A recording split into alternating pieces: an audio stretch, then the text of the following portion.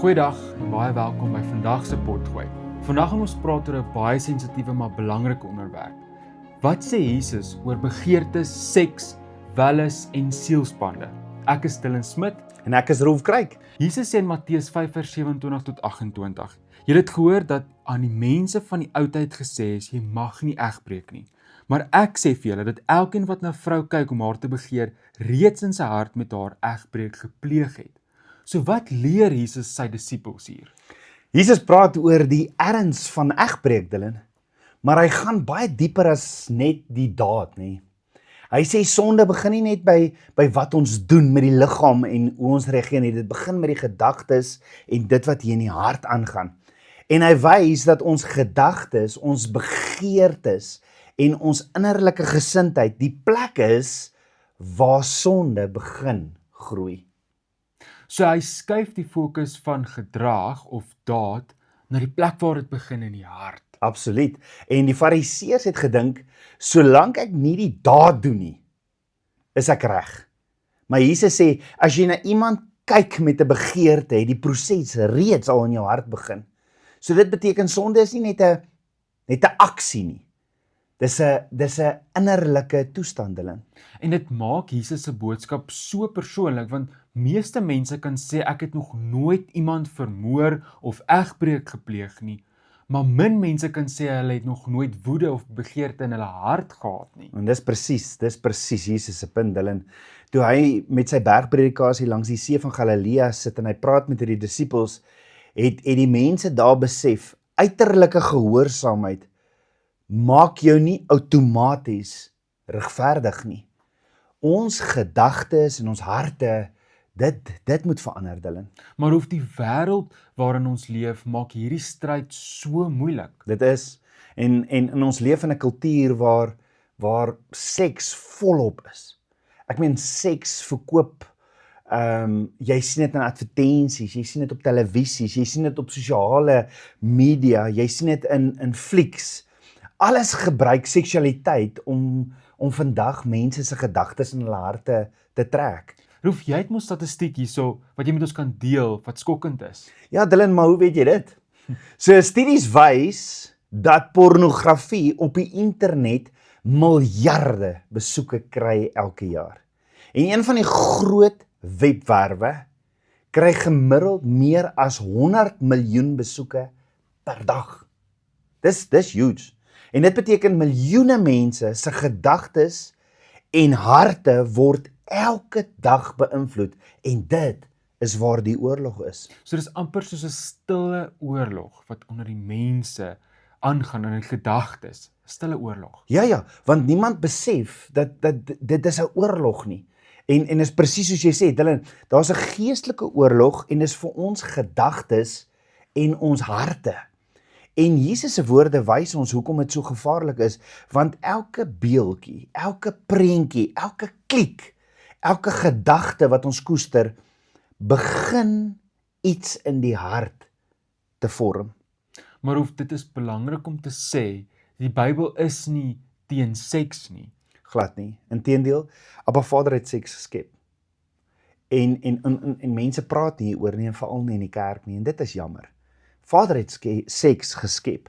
En in Genesis 1 vers 28 sê Vader vir Adam en Eva, wees vrugbaar en vermeerder. Met ander woorde, Dylan, seks was bedoel as iets heilig. Dit was bedoel as iets intiem en iets baie mooi binne in die huwelik. So hoef die probleem is nie seks self nie, maar hoe dit verdraai word. Absoluut, en die vyand hy kom verdraai alles, wanneer jy seks, en hierdie was vir my belangrik, wanneer jy seks minus eer vir Abba Vader het, minus respek vir mense, al wat oorbly is welis, is last. So Dylan, die gees van welis, of die gees van last sê, ek wil met haar of hom, ek wil hulle seksueel gebruik vir my plesier. Dis wat die gees sê. Die liefde wat Vader, hy is liefde. Liefde sê, ek gee myself vir jou. En die woord leer ons, want Paulus praat ook baie sterk oor hierdie onderwerp nie, Rolf? Absoluut. In 1 Korintiërs 6 vers 19 tot 20 sê Paulus, my en jou liggaam is die tempel van die Heilige Gees en dat Jesus, sy Hebreë naam Yeshua, het ten duurste betaal vir hierdie liggaam. So ons liggame behoort aan God. En daarom sê Vader in sy woord, vlug vir seksuele onsedelikheid. Hy sê nie, kyk net daarna nie. Hy sê vlug vir seksuele onsedelikheid. So hoef baie mense sê, ek voel hierdie versoeking so sterk, dit voel amper onbeheerbaar. So hoe werk dit in die gees as 'n mens so voel?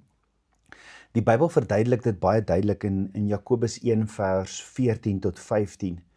Versoeking begin wanneer ons deur ons eie begeertes weggetrek word. Dis waar versoeking begin. En dan gebeur daar 3 dinge. Dis soos hierdie roete wat jy volg. Jy kry eers 'n begeerte, dan en die vyand kyk waarna jy begeer. En dan kom versoek hy jou met daai begeerte. Dan volg sonde, die daad, en dan volg die dood. So dit begin klein, maar as dit eers groei, vernietig dit uiteindelik 'n mens se lewe. So Rolf, jy het vir my al hierdie storie vertel, wat hierdie baie duidelik illustreer. Ja, daar is hierdie bekende storie, Dylan, van die Eskimo's. En hulle het 'n manier gehad om wolwe te vang, wat hulle skaap of hulle kudde kom aanval. So hulle het hierdie massiewe mes geneem, en dan het hulle die bloed van 'n dier gevat, en hierdie lem van hierdie mes, het hulle bedek, en dit in die sneeu geplant. So hulle het hierdie bloed om hierdie lem gesit, en dan het dit koud geword.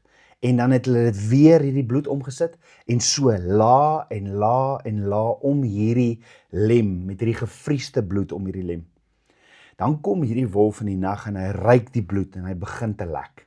Want hy's dors vir bloed. Maar hy weet nie dat die lem onder die bloed vlamskerp is nie. En terwyl hy lek, sny hy eventually sy eie tong oop. En hy drink so sy eie bloed. Maar hy besef dit nie, want hy's so dors. En hy hou aan totdat hy naderhand self dood is van sy eie bloed. En dit is 'n brutale prentjie as jy daaraan dink, en dit is presies waar die vyand ons na toe lei as dit die pad is wat jy loop. En dit is wat welles doen, nie? Ja. Dit is onversadig. En dit wys vir ons iets baie belangrik, dat welles is onversadigbaar. Vir mense wat vasgevang is in pornografie. Dis onversadigbaar. Jy wil die heeltyd nog meer en meer en meer hê. En eintlik wat gebeur is, jy soos hierdie wolf wat lek vir hierdie bloed, maar jy besef nie, jy's besig met jou eie dood nie. En dit is nie daarom jou, hierdie welles, hierdie gees van welles is nie daarom jou te bevredig nie. Dit is juis daar om jou te vernietig. So dit is eintlik 'n geestelike oorlog, is dit nie, Rolf? Ja, in Johannes 2 vers 16 sê die woord, dat die wêreld is vol van die begeerlikheid van die vlees, die begeerlikheid van die oë en die trotsheid van die lewe. En hierdie dinge trek ons weg van Abba Vader af. Dit is wat sonde is. Maar hoe baie mense luister vandag en voel dalk vasgevang in hierdie stryd. Wat sê die woord is die antwoord vir hulle? Die goeie antwoord is, of die goeie nuus is, vryheid is moontlik.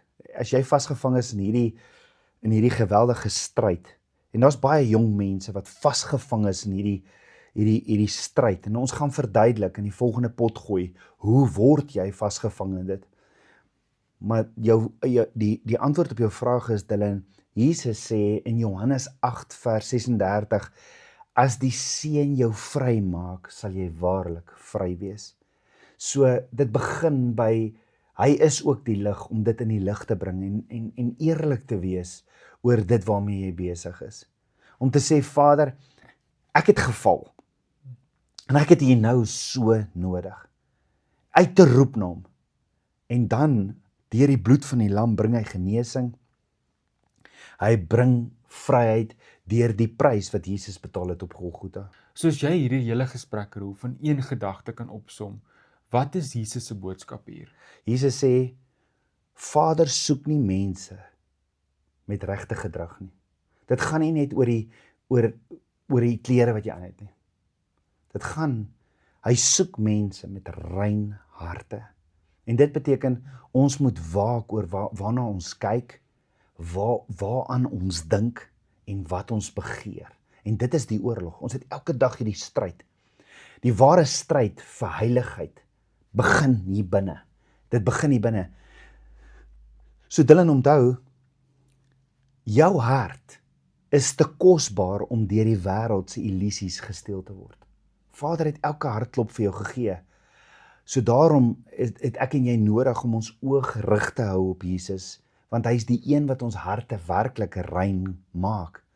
En daarom het ek en jy ook soos Job, kan ons 'n verbond sluit. Job sluit in Job 31, sluit hy 'n verbond met sy oë en hy sê ek gaan kies om weg te kyk van die dinge wat die vyand my intrek. Ek hardloop. Die woord sê hardloop, vlug van onsedelikheid.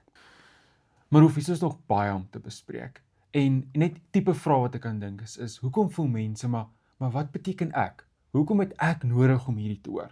En ek dink dit is so 'n belangrike punt om aan te raak. Vader wil ons elkeen gebruik as instrumente om ander mense uit daai gat van slawerny en waar hulle sit met egbreek en hulle te gaan haal vir sy koninkryk. En solank ons besef wat se instrumente Vader ons insien, waar hy ons wil gebruik, dis wat ons moet besef sodat ons op hierdie journey kan begin stap. En ten laaste, Dylan, is onthou Vader gee ons sy hart vir die bruid, vir mense. En hy sê ons moet hom lief hê met ons hele hart, met ons hele siel, ons naaste lief hê soos onsself. Soos jy weet, iemand is besig om te lek aan daai mes met daai bloed. Gaan jy nie help, gaan jy nie daai persoon wil help en sê, hoorie, jy is besig om jouself dood te lek nou nie. Kyk uit vir ons volgende potgooi.